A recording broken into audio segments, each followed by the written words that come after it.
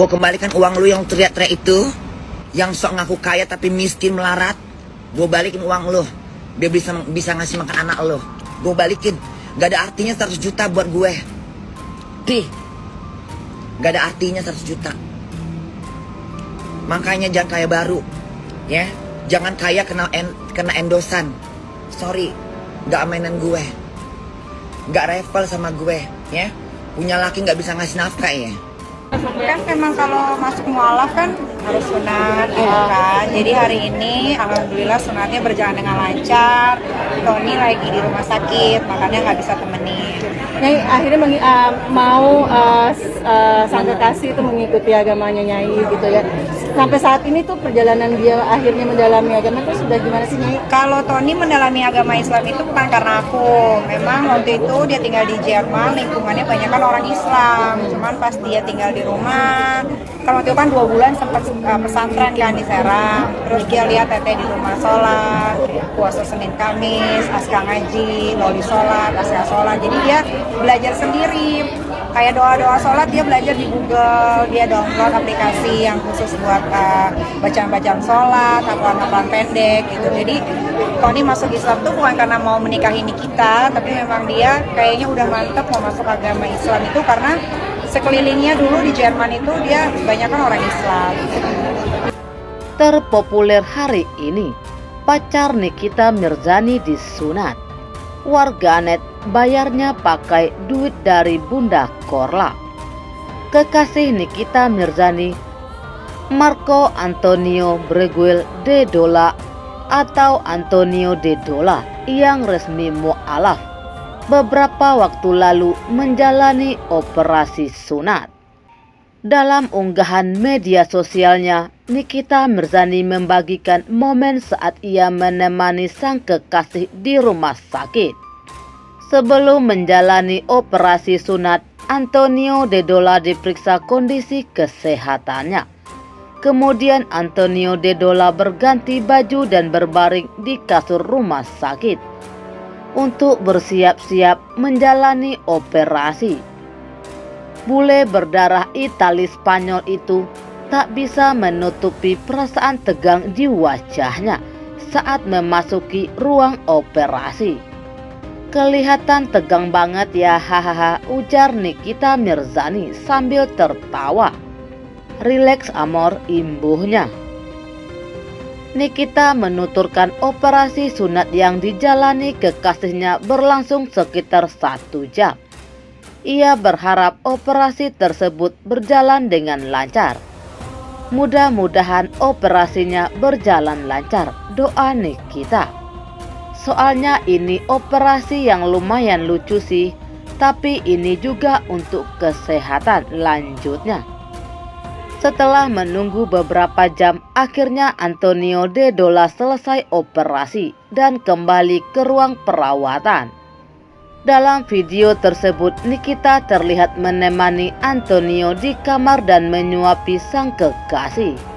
Unggahan tersebut menuai beragam komentar dari warganet.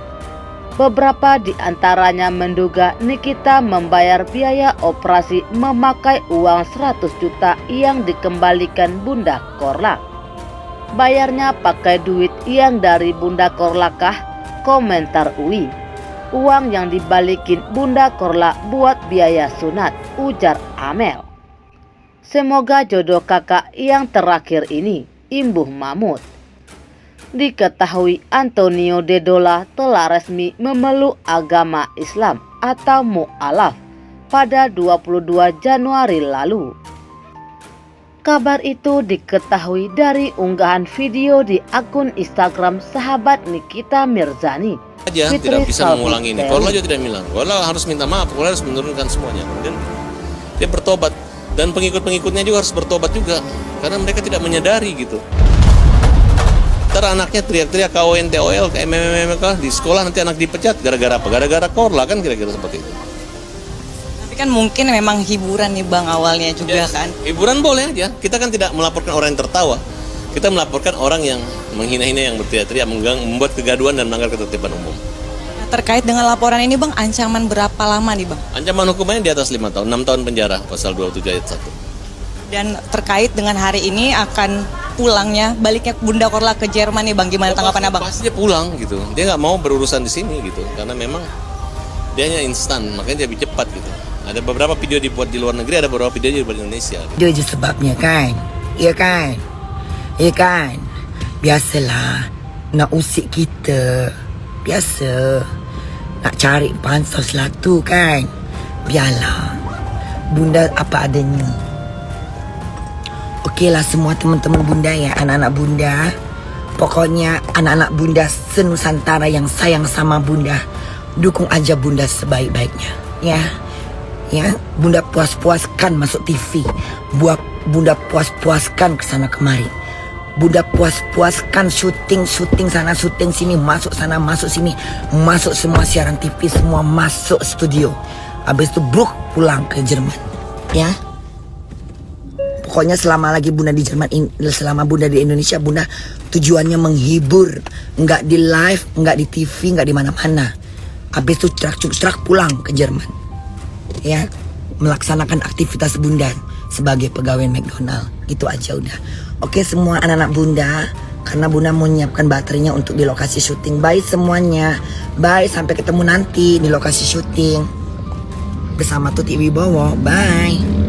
Sehat selalu ya, semangat lagi, semangat. Bye. Terima kasih buat semuanya yang sudah berkumpul di sini. Ya, saya memang tidak menerima langsung wartawan karena saya punya kuasa hukum. Lalu via telepon saya terima, via telepon dan kontak manajer yang ada di bio saya terima, ya. Terus maaf untuk stasiun TV saya belum bisa menerima siapapun yang mengundang, oke? Belum. Nah, untuk kenapa saya berani melaporkan dia, Nikita Mirzani, ya? Karena itu sudah keterlaluan memposting hoax dan pencemaran nama baik. Oh kan dia tidak sebut nama, memang. Tapi di situ, jadi buat pengalaman, gue pernah melaporkan orang ke Polres Jakarta Selatan. Jadi kalau kita datang, ya masalahnya apa, ini pak buktinya, ini selesai, ya.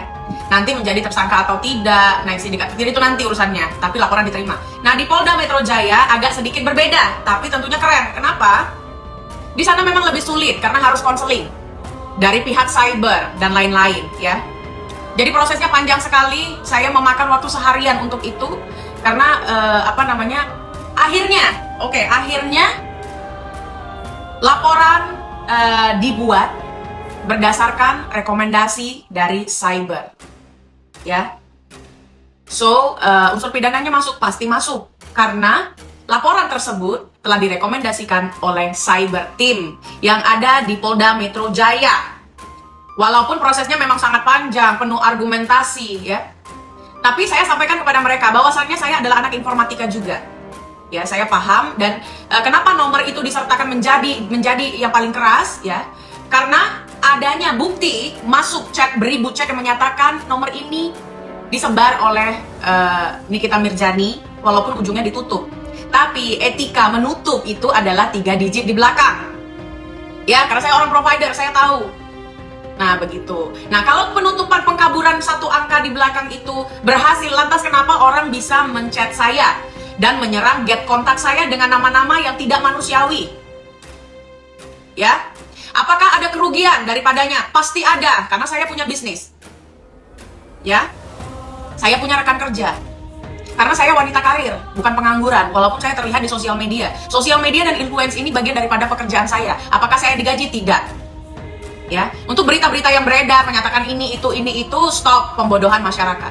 Ya, pasalnya kenapa cuman pasal 27 ayat 3 Junto 45 ayat 3? Memang itu dulu yang direkomendasikan oleh cyber, tapi nanti akan ada pengembangan ketika penyidikan beserta orang-orang yang terlibat di dalamnya. Kenapa ada pengembangan? Karena chat pribadi yang dilakukan oleh satu arah antara saya dan Fitri Salhuteru disebarkan oleh pihak ketiga yang bernama Nikita Mirzani. Ya, begitu. Apa pembuktiannya kalau itu adalah chatting saya? Karena sama persis dengan chat yang ada di saya.